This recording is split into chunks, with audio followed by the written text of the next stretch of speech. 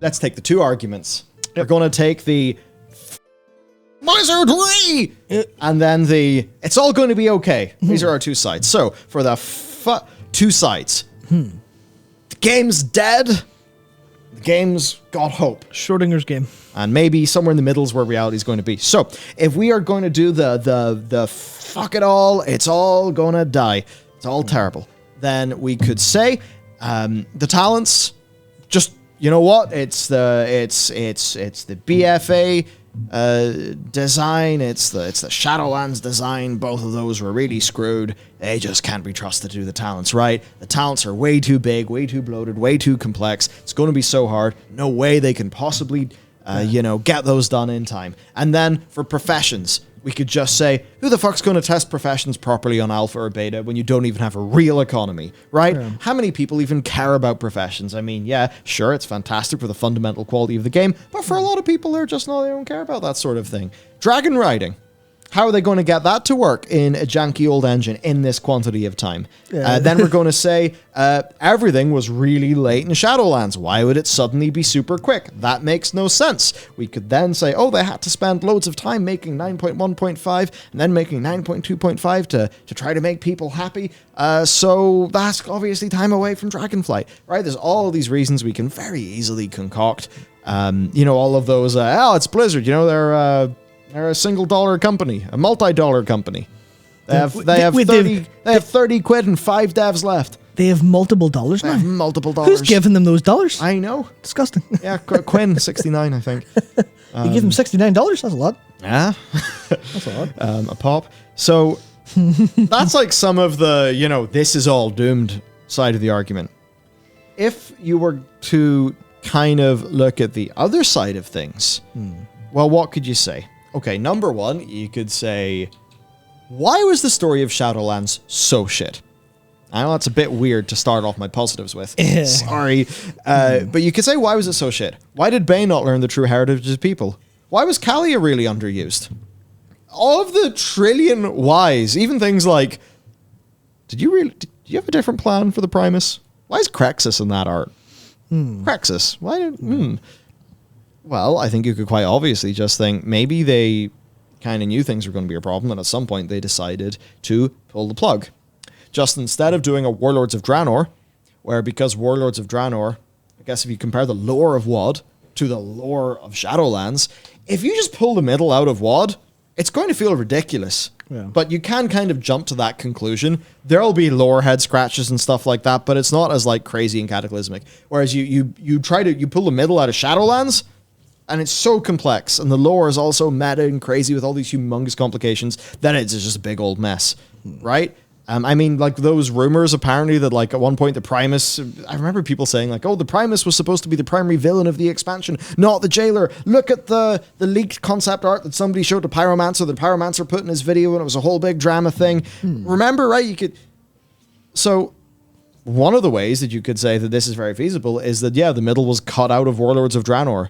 What? No. Well, it was. Yeah, but yes. That's it. They've been working at Dragonflight for 8 years. No, the middle was cut out of Shadowlands. Therefore, Shadowlands gets less resources at a certain point, and this new expansion gets more resources. But then you say, nay, what about Xerath Mortis? It looked very expensive. Yes, totally did. But there's all the different development methodologies. Agile. I feel like if I say Scrum, a bunch of software engineers are just going to vomit. Yeah, please don't. Now, not to ever say that waterfall stuff is good, but so animation and like the art asset side of things, assuming your pre-production is good and you know what assets you need, that sort of thing can be done like a lot more in advance, right? I just think that stuff's way more production friendly. I mean, if I look at, say, the games that we make, which I know is an awful comparison to something like World of Warcraft, of course, but let's just say for our next project, and this is one of the things that I've been thinking about, like if Pale does well, how do I do a situation where we can make like cool, big, ambitious games, but not hire so many people that our monthly burn rate is insane? Well, it would be that you do really good pre-production, you work out what you need, and then can get a more sizable quantity of freelancers, maybe 3, 4, 5, 6 month contract. A lot of art assets get made. And because we'd be making this game with the experience of the first one and with really good pre-production, those would be useful art assets. Now, I bring up this example because you then go to World of Warcraft. They know what a WoW zone is. They've been making this shit for years. So I think that their ability to actually just do the pre-production and the art pipeline for these WoW zones, I think they just have that down pat. I mean, clearly the art, they always knock it out of the park. I mean, Corfi was a bit shit, but, you know, that was like shit almost because that was the design spec they were working to in a way. Right? It's not necessarily the artist's fault. It's more like that's the thing they were kind of stuck with doing. So my thought anyway would be that sort of big, shiny, expensive thing, because it's more pipeline friendly, that's something that is chronologically like maybe done quite a bit before you actually see it in the video game. So I think that's why Xerath Mortis still gets to exist. I mean, is it not kind of noteworthy that in, or, you know, maybe this is total bullshit, because like an example, like, do you want to know why the Time of the Siles looks the way that it did? It's because the artists were making Warlords of Draenor, so they didn't have as much resources, so they had to reuse the Jade Forest toolkit, or, you know, tile set, right? And you look at some other expansions, like Battle for Azeroth, you see a real cool, sexy, expensive thing in Nazjatar and Mechagon. That said, Mechagon was used... I mean, Mechagon, like, who knows when that was developed, because parts of its tile set are present in base BFA. Yeah. But then you look at, you know, the final patch of that expansion, where the artists have moved on to the next expansion, and it's the Ny'alotha stuff. And, like, the Ny'alotha raid is tiny, and they're heavily reusing, remixing past maps. So, you know, you just kind of think about these things like, when will those people have moved over to Dragonflight? Is it the case that they basically decide, like, you know, maybe they decide to themselves, okay, Xerath Mortis is our final patch, Zovaal is our primary villain. At points, I'd be led to believe that Zovaal was not supposed to be the primary villain. The Pyromancer leak, like, I think kind of does help to substantiate that, given the visual differences. Because if you look at that concept art of the jailer before he turned into an evil man, he straight up looks different. Very and, like, different. We've never seen a character that looks like that other than a young Primus. Right? So it's like almost definitely they had another plan. So maybe they were in a situation where you launch, you have a Xerath Mortis, then you have something big. Or maybe you launch, you have a Korthia, a Xerath Mortis, and then the big thing happens. Right? So I think whatever was cut there, artists are probably more ahead of schedule working in this big new expansion with its apparently like larger than in a very long time zones and all that jazz. And yeah, the cutting of this cutting down of this expansion means they're on time. And then you say, well, the talents, as I said earlier, they're far more contained. Therefore, while it's a hard job, it's maybe a less complex job than having to do. There's a lot of burning going on outside, isn't there? Yeah, that's the crackling of a fire. It's the crackling of a fire. It's kind of cozy, but also distracting. Yeah, I can't imagine you'll actually hear it. No, they won't. Because it's coming from like this direction as well, but that's actually very loud. That's probably just outside, down the stairs a little bit. Probably up against the fence. Should I go look out the window? No, it's fine. It's fine. Well, you'll know if we burn down. Saying, how do we know this, though? There are plenty of fragments that hint towards the whole thing on the jailer not being the primary antagonist. There are things that hint towards that, and things that I think a few of us in the space have heard and, again, talked about publicly. A few people have. As for the other stuff, I'm fairly sure they actually did publicly say why the Time of the Siles looks like the Jade Forest, and a few other things like that. I think a lot of it is just we've kind of been in this space for a while, so it's just trying to make educated guesses. Yeah, for sure. I mean, I'm trying to think what else is like could be used to argue for the positive side of things. Well, I mean, I guess the thing is everything they said sounds good, but that happens every time. But also, there's no borrowed power. Yeah. There's no borrowed power. Like, that is so much less shit to design. Yeah, well, this is where there's... So what you got to do? You got to design tier. That's it. This is where there's a big question to ask about. Yeah, there's a big kind of question to ask of, like, what part of the game makes it good or bad? And obviously there's a whole lot of things to it. So you kind of have to look at, like, the overall view of... Definitely Shadowlands is, like, really art heavy up front. And then it took a while for us to get anything new. And also the mock wasn't very ideal, and the Sanctum was just Torghast reused. Obviously, added and changed, but... It's and like, the gear. Oh, you've just booted me up. Hello, I'm over here now. And even Fantastic. the tier set that we get is what was already there in 9.0. It was the legendary appearance. Yeah, so that's one angle of it where it was very front heavy, so there's a lot of time for artists to be doing kind of deck all, which implies that Dragonflight will have a lot of kind of forward work on unless they do a whole bunch of outsourcing. But I don't think they do that for a lot of internal art just yet. Obviously, they don't outsource for internal art because that's what internal art is. Fucking hell, use your words properly. But yeah, my point is, I think they probably have a lot of leeway on the actual art side of the expansion. The design side sounds like they've taken things that may have caused issues in their production pipeline and eradicated them for the better, ideally. It all does depend on the talent trees actually being good when they happen. The Druid and DK ones are promising. There's a little bit of what happens when you give the choice to take Mind Freeze and Solar Beam to players. There's a little bit of... Because, what is it? There's a quote I was reading earlier in the week, and I can't remember what it was, but it was from a game designer who worked on Civilization for a long time. Not Sid Meier, but someone else. And he was like, game designers have no idea what players are going to do until they see what players are doing, because players are insane, will do whatever the hell just happens. It's really hard to design that in terms of like if you give them a lot of tools. So there's a little bit of like, what will players do with the option to not take Mind Freeze and instead to take different utility or a little bit of extra damage in some cases. There's a little bit of that to work out, but like, assuming they don't add a whole bunch of shit, then like you were saying, the design side should be better. And they're iterating again. I guess a lot of people would probably like classes to change a little bit more, but they are just going, here's your Shadowlands choices again. We know those work. So lots of things point towards this being easier to develop. Yes. Outside of dragon riding. But dragon riding, that's like you just put a little team in that.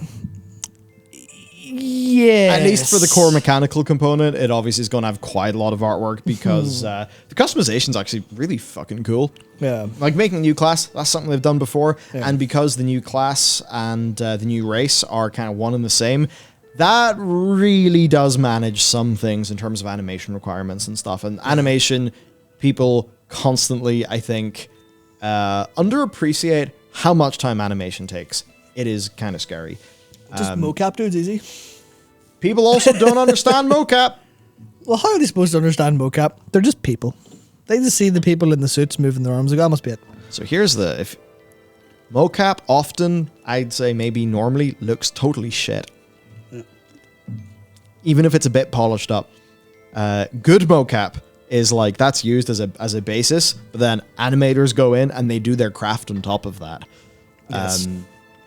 Yeah, I mean, even stuff like The Last of Us, like that wasn't even performance capture. That was mocap with like a little face cam thingy so the animators could, not just animate to replicate the actors' expressions, but use the actors' expressions as a basis for what they're doing, because often you do have to exaggerate things just a smidge. Yeah, I mean, that's the thing. You look at any sort of like hand-done animation, you take a middle frame from anything, you're like, well, that looks terrible because that's a big smear frame.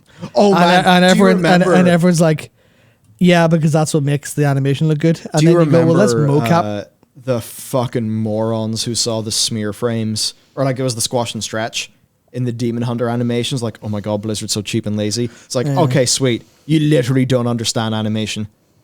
Yeah. Like, go watch fucking Steamboat Willie. Make some notes. Is it Steamboat Willie, the fucking Mickey in the Steamboat? Yes. Yeah. Oh, man.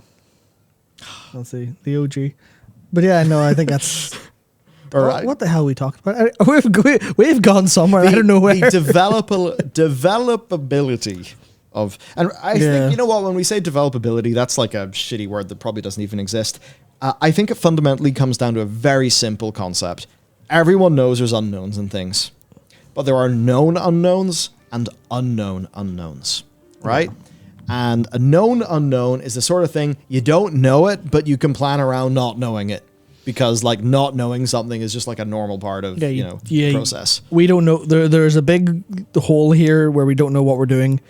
We can put that into, all right, we've got 10 people, we've got 2 weeks to figure out what this is. As opposed to pitfalls in the road you don't see coming. Yeah, an unknown is just a landmine.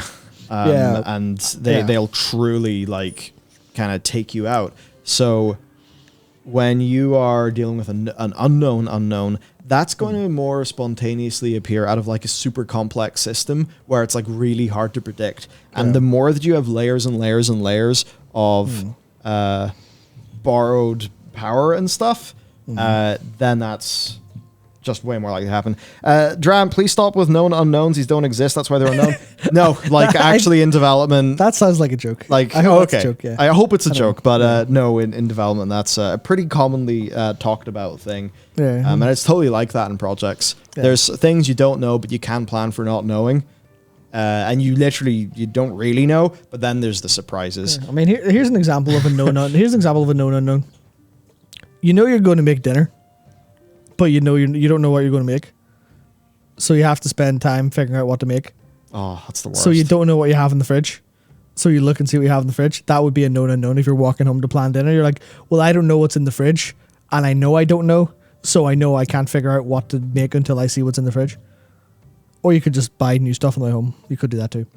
But We had a slight F. Slight F? Apparently we're quoting the Boondocks. Yeah. Apparently so.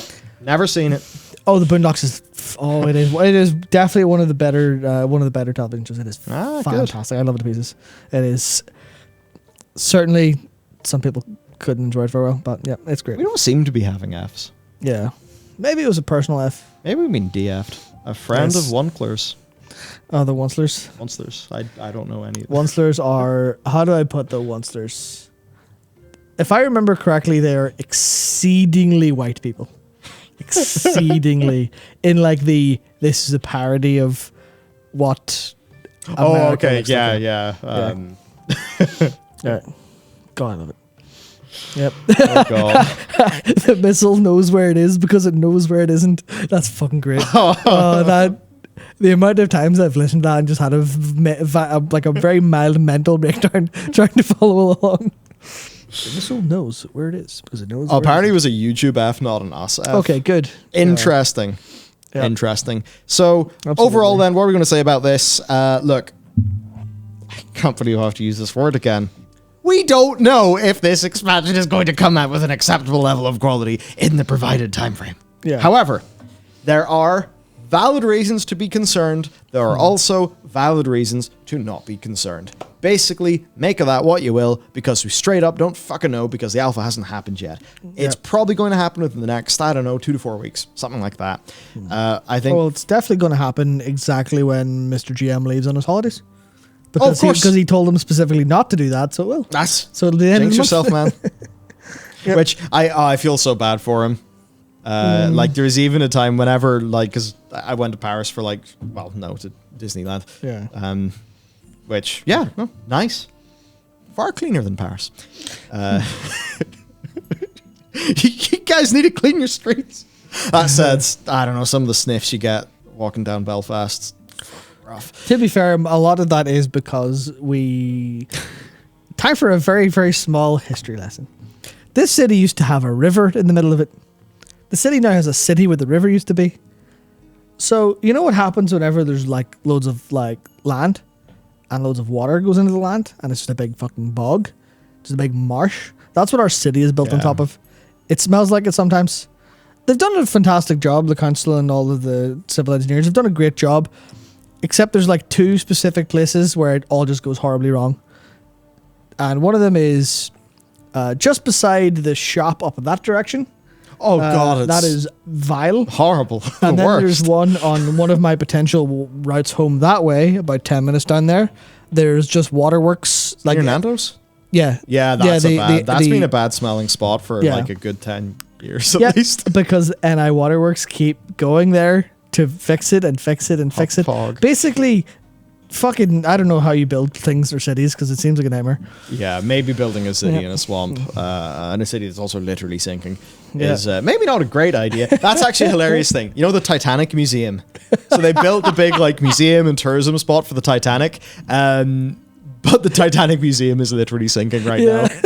It's one of the best funny things. It's only us. Need a visit before it's gone? Yeah, I don't know. Belfast's got 5 years left and we'll all be under the sea. Yeah, also you don't need a visit. There's not really much here. sorry, NI Tourism Board. Oh, dear. No, I mean discoverireland.com. Oh, yes, yes, 100%. Yeah, absolutely. Oh my god. Oh man, yeah. So, look, that's basically the situation in Dragonflight. I can see no fundamental reason why, for the average World of Warcraft player, Dragonflight will not be a pretty good launch experience. Yes. I think where you could potentially have some problems is in the perfect balancing of minutiae, including bosses, characters, talents, that kind of thing, and maybe some balance of the economy. But I think if you're an average player and you want to jump in and you want to level your character up, do a bunch of quests, do the kind of new really big reputations, unlock some cool cosmetics, level up your dragon riding, assuming it's fun, etc., then no, most of these problems won't hit you. And there's a lot of people for whom the problem with Shadowlands was the lack of access to content and the alt unfriendliness. And even if it had some balance issues, or maybe even a few little class design issues, which I mean, I guess it did, Yes. Always does. then, you know, if the game was just more freed up, less restrictive, they would have had more fun. That's basically my point. I think if you look at Dragonflight, the progression's probably going to be more fun. The alt friendliness is way better. It seems like they'll have a ton of content. So, and you know, the Chorgast, like that just straight up isn't going to happen because it won't exist. Yeah. You won't be asked to do that boring thing. Yeah, I guess The situation with the Maw, I think that probably won't exist, right? So, yeah, I guess that's it. Like they kind of did some experiments with Shadowlands, and they almost all failed.